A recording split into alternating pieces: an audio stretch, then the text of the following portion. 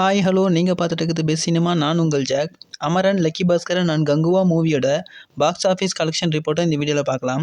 Amaran movie டே 16 ஆன நேற்று 7.80 crore collect பண்ணி ஓவராலாக 16 டேஸில் 278.65 crore கலெக்ட் பண்ணியிருக்கு.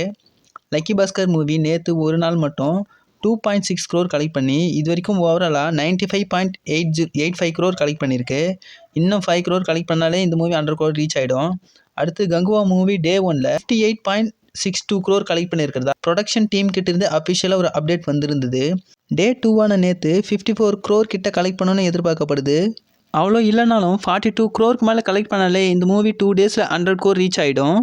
2024ல் ஓப்பனிங் டேயில் அதிகம் கலெக்ட் பண்ண தமிழ் மூவிஸ்னு லிஸ்ட் எடுத்தோம்னா அதில் ஃபஸ்ட் பிளேஸில் இருக்குது தி கோட் 102 crore, ரெண்டாவது வேட்டையன் 63.35 crore, மூணாவது Kanguva 58.62 crore, fourth Indian part 2 56.70 crore, fifth Amaran 42.3 crore, sixth Raayan 24.55 crore, seventh Thangalaan 20.60 crore, eighth captain Miller 12.65 crore, ninth Meiyazhagan 7.95 crore and 10th Ghilli re-release 7.80 crore.